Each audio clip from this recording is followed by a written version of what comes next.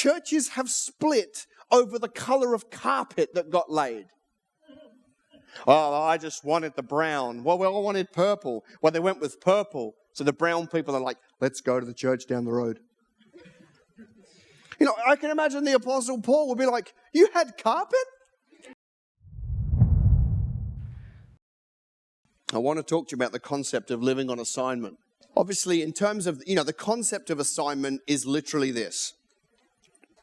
I believe that the Lord has a specific task for you to do during your time on earth by design. And then He's given you a certain set of skills to be able to execute on that. Before the foundation of the world, you were created. In fact, so you think your mother birthed you, and she did, but God made you way before. So this will freak some of y'all out. And inside of you, right back at that time, was a DNA, a natural gifting, a skill set. There are certain things that you're excellent at that other people aren't necessarily great at, that was put inside of you by design. And so on a particular day, the day you were born, God called you forward. Because if it's not this, then it's all just luck and happenstance. And it can't be that. On the day you were born, the Lord said, we're going to have you. And then, of course, the first bunch of years of your life are trying to figure some things out. And then after that, it's trying to work out what He's put inside of you so that you can work out what He's got for you so you can go and do that thing.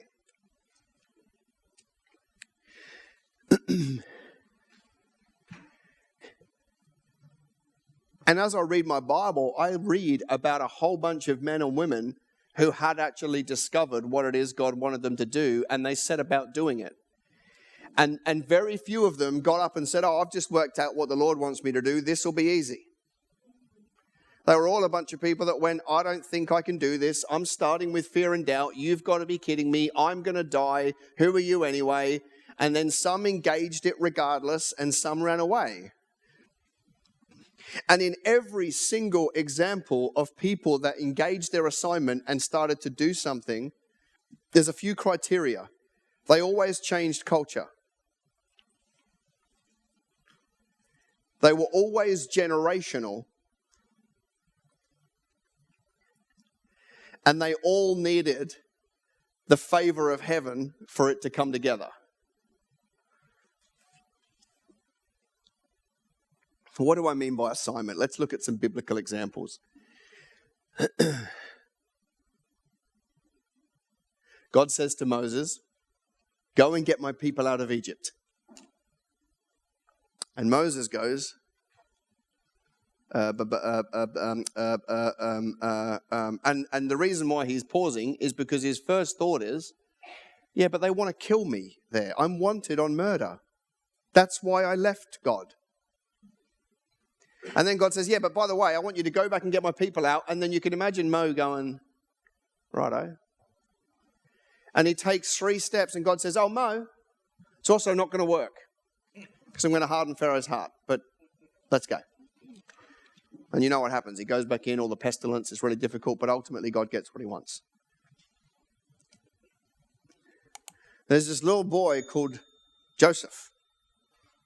And there's an assignment on Joseph's life that's given to him as a dream as a young boy.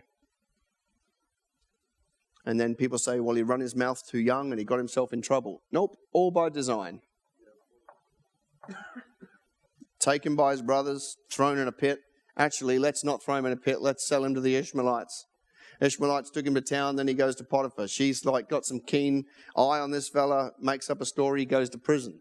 Goes to prison for a bunch of years, tries to organize his own jailbreak by saying to the cupbearer, remember me today. He couldn't be bothered, so he forgets him. And then ultimately on the appointed time, he gets pulled out. And then he's in service of the king. And then all of a sudden he is downloading and executing on the strategy that he was given as a young boy. And the reason why it had to happen that way is because there was a famine coming that was going to take everybody out. And God needed somebody to download a strategy from heaven on how to get through the famine so that they didn't all get wiped out and die. And every single one of those hard luck stories that he has through his life took him geographically closer to where he needed to be. None of it was wasted. Now, you might be thinking, like I did, why Joseph? There was 14 brothers. Well, only one other brother was born out of righteousness, and he was too young. All the rest were offspring of, angry people and rapists and blah, blah, blah. They were a mess. So you look at that assignment and you're like, he managed to execute on exactly what God said. And he led those people through that time. I think about Esther. I mean, she was just greedy, right? Born beautiful, scripture says. And still goes away for 3 more years to get more beautiful. I mean, that's got to make you sick, hasn't it? Who's got time for that, right? It's interesting because it doesn't say about the other women in the Bible that they were born beautiful. So, anyway, separate conversation. So what happens to Esther? Well, you know the story, right? She's got whatever Uncle Mordecai that's kind of outside the camp. She gets called into the king's service. And then a decree gets made. Kill all the Jews.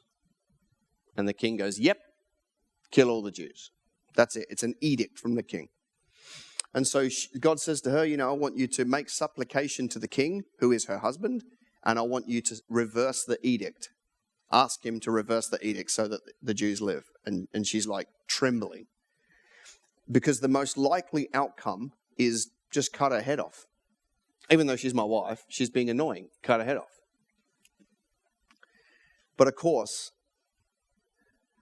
just like Moses needed the favor of heaven on Pharaoh to let him leave, and just like Joseph needed the favor of heaven for somebody to remember him when he was down in the pit, Esther needed the favor of heaven to soften her husband's heart to say yes to reversing the edict.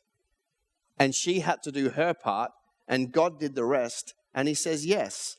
And there wasn't a mass genocide of Jewish people, which is what was planned. Does that make sense? I think about the Apostle Paul, and what was the assignment on his life? It was to take the gospel to Jew, Gentile, and king, but ultimately to take it to the center of Rome.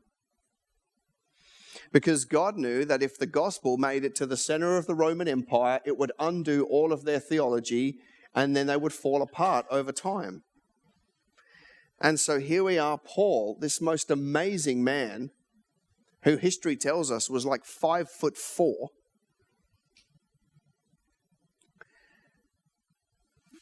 who endured a rough ride to achieve the assignment. And you remember the story, right? He gets past, he's like, goes to King Agrippa, and then and he's like, I can't deal with this, go to Felix. I can't deal with this, go to Caesar. And they beat him and flogged him and stuff on the way through. Every single one of those times he could have said with his mouth, you can't touch me, I'm a Roman citizen. But he kept his mouth shut because the beatings took him closer to where he needed to go. And he finally takes the gospel to the center of the Babylonian Empire, the modern Babylonian Empire of Rome, and it just disintegrates them over the next however many years.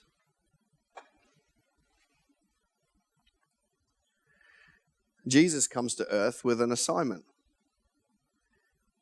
Reconcile man back to God. Executes on it perfectly.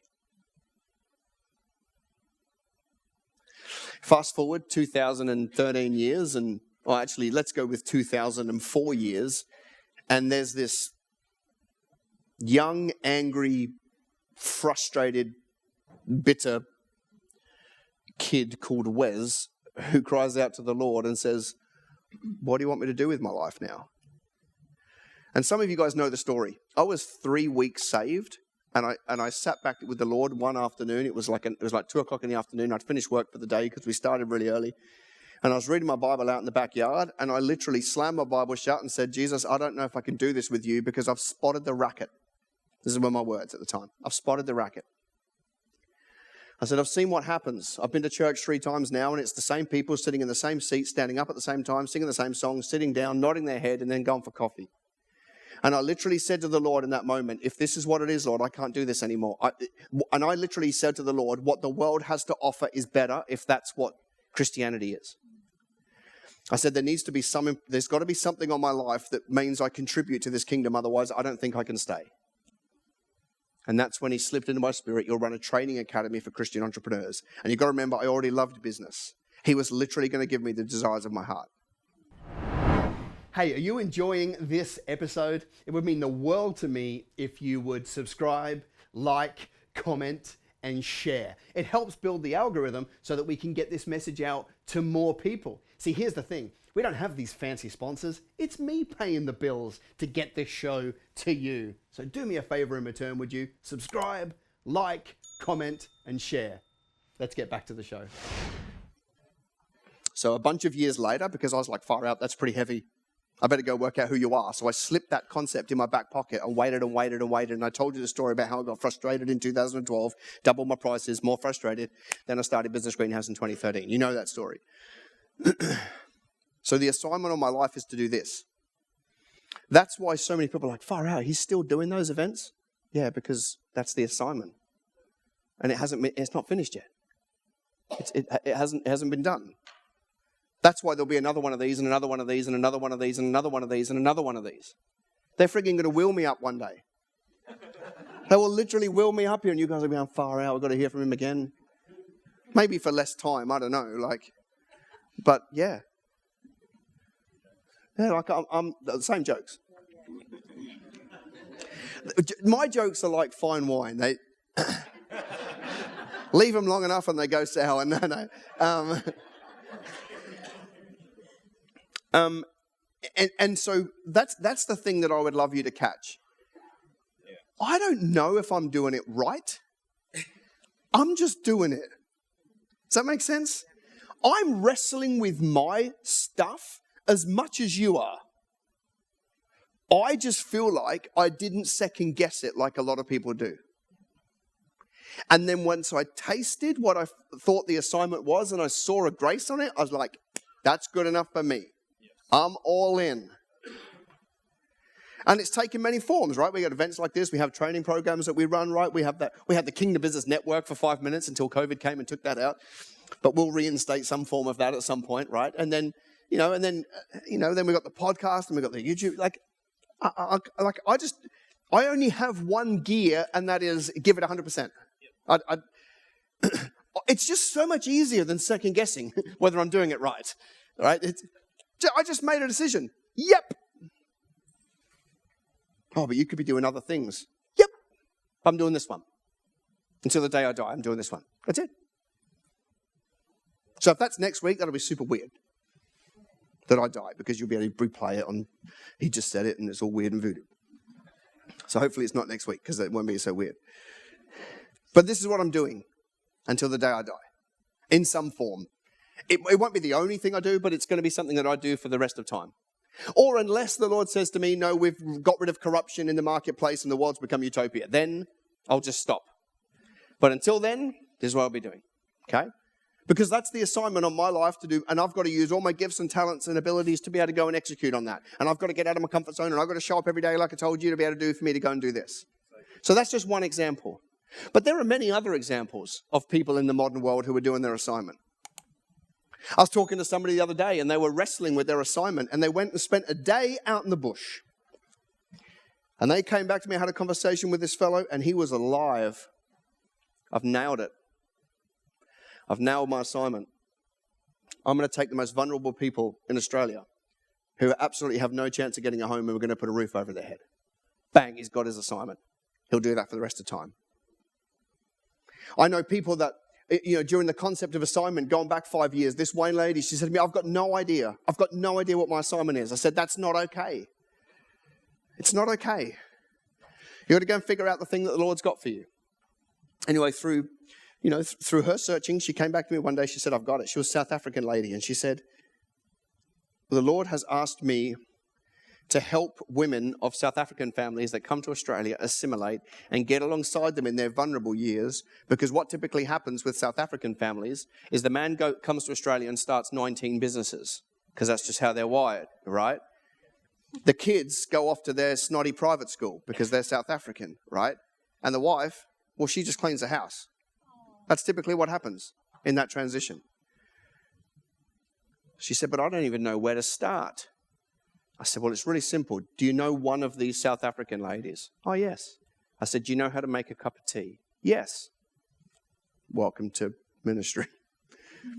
Ring her up, get her over to your house, make a cup of tea, listen to her stories. Is that it? That's it. Comes back, I see her like 2 weeks later. She's flipping walking on clouds. She literally feels like she put a dent in the kingdom of God that day. She's like, I had tea with this lady. It went for 3.5 hours. All I heard was her stories. She left really, really happy. I felt like I was doing God's work. Because you were. She said, what do I do next? I said, well, another one? Literally. And then anyway, this thing got out of hand and she was running like high teas with like 30 of these women, and she would get alongside them in their most vulnerable moments and ministering to them and loving on them and pointing them back to Jesus and all these kind of things. She's living on assignment. This woman ran a printing business, but she used the business to fund hiring venues and organizing tea so she'd get alongside a bunch of people. I know people that have built businesses for the sake of pooling their money so that they can fund a political campaign to get a kingdom-orientated person in a party and elected so that they can bring influence and change to a community. See, it's not all about the poor and vulnerable, though that's a great place to start. It's also about like whatever the Lord's put on your heart.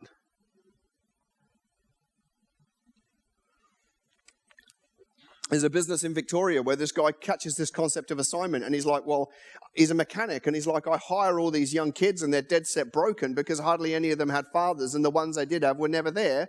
And the ones that were there never taught them anything. And it broke this guy when he spent time away from the tools and just one-on-one with the guys he employed.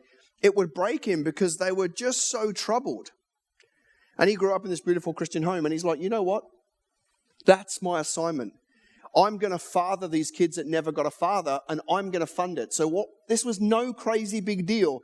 He's like, once a month, I'm going to go and buy a crappy car. I'm going to roll it into the workshop. Once a month, I'm going to put on some pizza and some drink, and we're just going to build this car and restore it together. I'm going to father them, love on them, train them, all that sort of stuff. I'll fund it all. And then at the end of time, we'll all select a charity. We'll sell this car, and whatever we get, we'll all take it down there and go give it. What do you think happened to the boys in the workshop? I mean, they're not the kind of mushy people that'll be like, oh, boss, you're so beautiful. But what they do is one just hangs out that night when everybody's gone home. Right? These are young kids, so let's say Jet stays behind. And then this guy, hey, Jet, hey, and this is what he was looking for those moments. Hey, I just don't want to go home tonight. Why? Whatever, crap at home or whatever. Hey, let me walk you through that. You know what I mean? See, we all think assignment and we think, oh, okay, it needs to be like the size of YWAM by Friday. Has anybody read the book, Is That Really You, God? See, you can't read that book and stay small. Is It Really You, God? Lauren Cunningham. See, we look at YWAM today and we go far out. That's one of the most, mostly recognized global ministries for evangelism and outreach. Yeah, do you know how it started? It started with 3 dudes around a campfire and a guitar.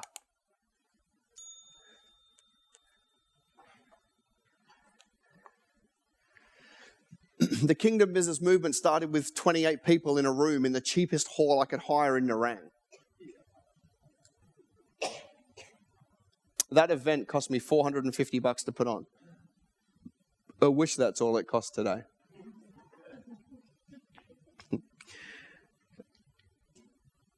I think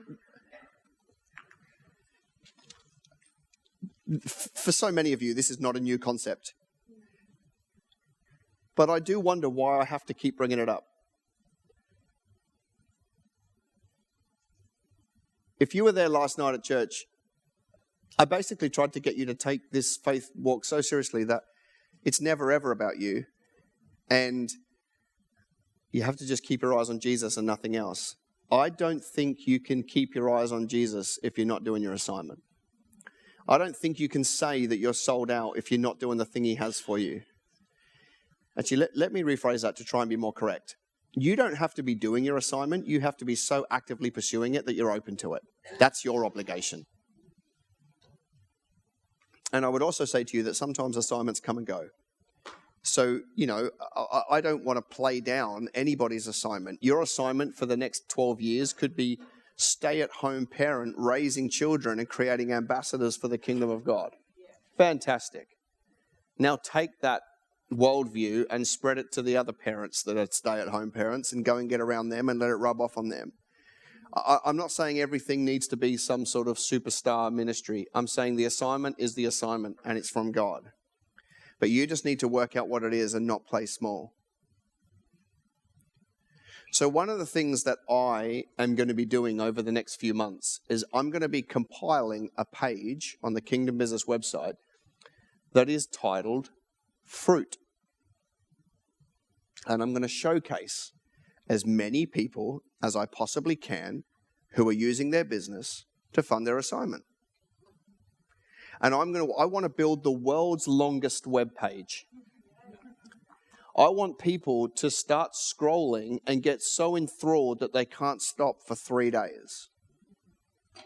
I want to have one place where people can go to be inspired when they're having a rough time, where they just go to the fruit page, roll down, and story after story after story after story of people that have decided to go all in, all out, and chase after everything and live selflessly in such a way that they are deciding to use their time and talents, money and resources to benefit another person over themselves.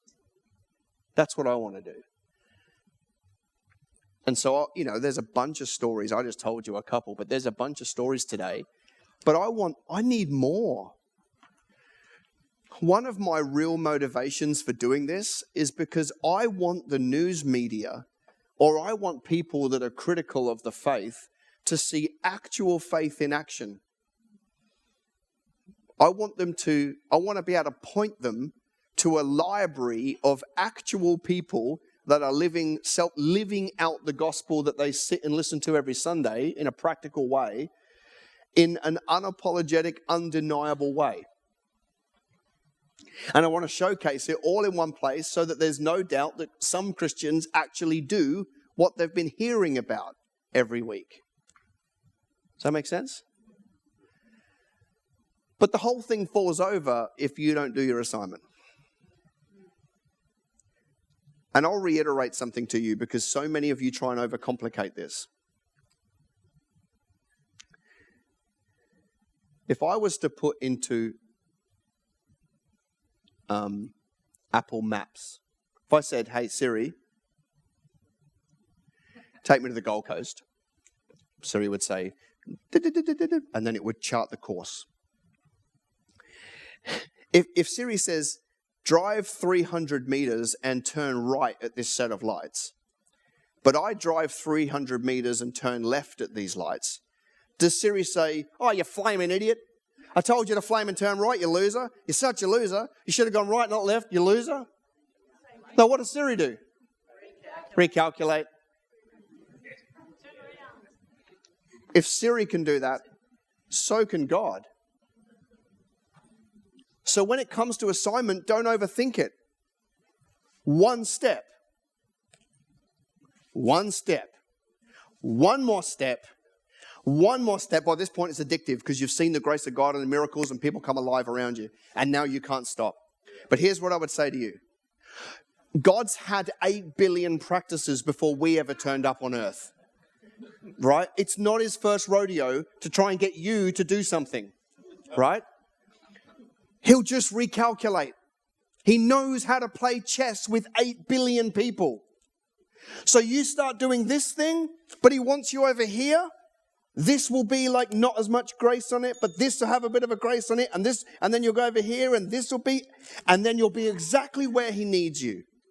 Let him get you there on the journey. Instead of overthinking it, I don't know whether this is going to work, I don't know. Just get started. You could be 180 degrees wrong in the direction, and he'll get you over there if that's what he wants to do. But you can't not start. So you've got to go figure that stuff out. That bit I can't do for you.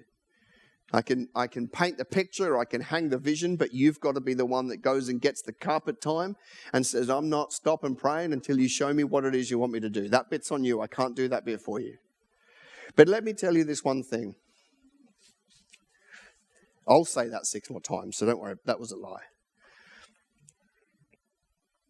Your faith can't make full sense unless you do your assignment. There'll be something missing. There'll be something wanting until you figure out what that thing is and get engaged in it.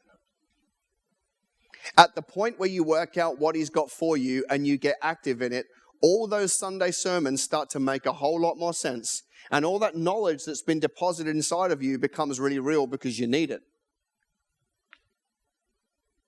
And as somebody who's a little bit further down the journey than most, not someone who's nailing it and getting it right, I can tell you that because I engaged my assignment, so much of the things that we celebrate in the church don't matter. Or so much of the things that we get upset about and caught up about don't matter. See, when I go to church on Sunday and I don't get anything from the sermon, I don't care. Because I don't get fed on Sunday at 10 o'clock in the morning. I get fed throughout the rest of the week. When I go to church and they didn't play the songs that I really like, I don't care. I was worshiping before I went to church. I'll probably be worshiping on the way home via coffee shop. That's not the only time I get to worship in a week. You know, I've seen the worst of it. I'm like, churches have split over the color of carpet that got laid. Oh, I just wanted the brown. Well, we all wanted purple. Well, they went with purple. So the brown people are like, let's go to the church down the road. You know, I can imagine the Apostle Paul would be like, you had carpet? I was on my knees in gravel praying.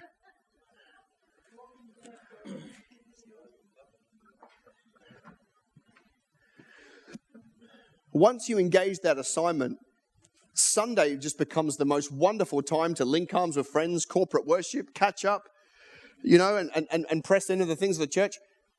But let me say, Sunday doesn't define my faith. The assignment does.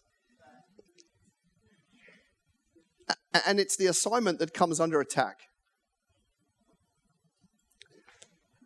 And like I said last night, I believe that if you're in your assignment and you're getting attacked, some people will say that's because God's not in it. I think if you're getting attacked, it's exactly where you should be. Because if you're not getting attacked, it's because the enemy's not threatened by you. And see, the enemy's not that bothered about your salvation, right? Once you get saved, he'll kind of leave your salvation alone. The enemy just wants to make you ineffective once you become a committed believer, which is the opposite of doing your assignment. So all I'm really asking you to do is take the concept seriously that you'll go home and work out, okay, what's God got for me right now, and then go and start it without overthinking it. And it's going to cost you time, and it's going to use your talents, and it's going to cost you some money. And the Lord will prosper you as you go.